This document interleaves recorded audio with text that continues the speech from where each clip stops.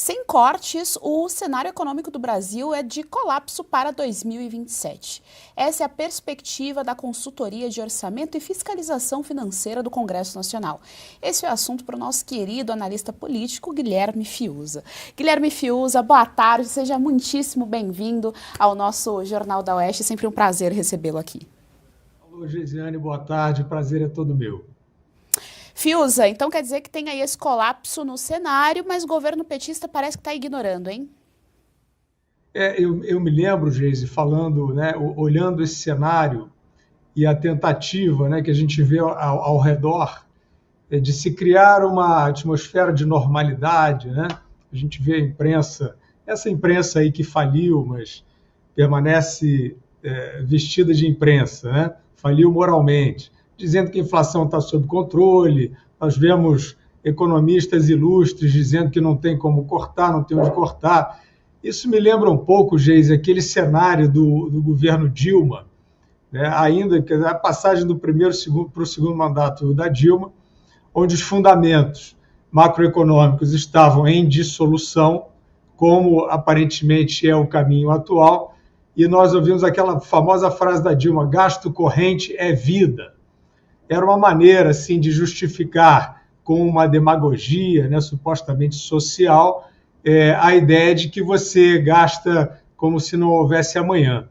Agora, sempre tem, né, Geise, uma pesquisa eleitoral, né, assim, a eleição em 2026, quase 2 anos para a eleição, mas aparece a pesquisa eleitoral dando aquele verniz, né, trazendo aquele cenário incrível, né, de uma hipótese do Lula vencedor em 2026 em todos os cenários. Eu me pergunto, e é claro que todos se perguntam, né, como isso é possível num cenário, vocês estão tratando disso no jornal o tempo todo, quer dizer, num cenário de pressão inflacionária, que já vem desde lá de trás, mas que agora é muito forte, e só agora o governo admite que terá estouro da meta de inflação, ou seja, é um abandono do controle da inflação, ao mesmo tempo em que manchetes e analistas econômicos insistem em dizer que a inflação está sob controle. Nem o governo mais diz isso. E, ao mesmo tempo, você tem pressão cambial e você tem uma expansão de gastos, que por mais que os economistas dóceis digam que não tem como fazer mais ajustes, etc., é claro que tem diversas formas de fazer ajustes. E na própria ata do Banco Central já foi dito que é uma trajetória expansionista na política fiscal, ou seja, é um governo de gasto, de muito gasto. E aí você tem agora uma constatação, fala sobre a questão das despesas obrigatórias, é claro que tem, por exemplo, a questão das emendas parlamentares, o orçamento impositivo, como é atualmente, ele é um problema.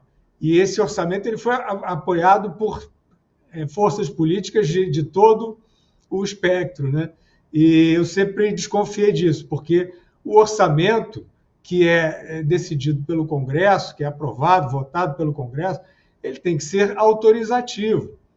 E o Poder Executivo, quem tem a chave do cofre, é quem tem que determinar se a despesa vai ser feita ou não. Isso acabou. Então, de fato, tem essa pressão sobre o Executivo. Mas, no caso do governo atual, não é essa a principal pressão, né? Quer dizer, as diretrizes de gastos, de estrutura de máquina pública, de processos, de tentativas, Geisiane, de embelezar os gastos, de fazer com que eles não apareçam, não pesem sobre a conta fiscal, como, por exemplo, dotações para quem bate as queimadas por decisão do judiciário, que o governo pleiteia que não apareçam, né, no balanço da conta pública. Decisões como vocês estavam falando aqui no programa, de programa como o Pé de Meia, né, que é fazer a chamada pedalada para que a contabilidade fique amigável, né, fique invernizada e não pareça que há um problema. Só que isso tudo, né, assim como prejuízo das estatais e tentar tirar isso também do balanço, não adianta você ir tirando todos os itens de gastos do balanço para parecer que a casa está arrumada. E a gente tem, então, nesse trabalho, é um trabalho de projeção, mas que essa projeção não é difícil de fazer, é que nessa linha, sem reformas estruturais, sem mudança administrativa profunda, a gente vai chegar, de fato, a uma situação de impossibilidade do governo arcar com seus compromissos, inclusive no funcionalismo, inclusive no funcionamento da máquina. E é claro, né, Geisiane, para concluir, que são também esses problemas que pressionam o dólar. Né? Quando o governo mostra que ele não está sendo responsável na parte fiscal, evidentemente que a tendência da desvalorização do real aumenta, né, pela deterioração das contas públicas, e o dólar sobe e isso gera inflação. Né?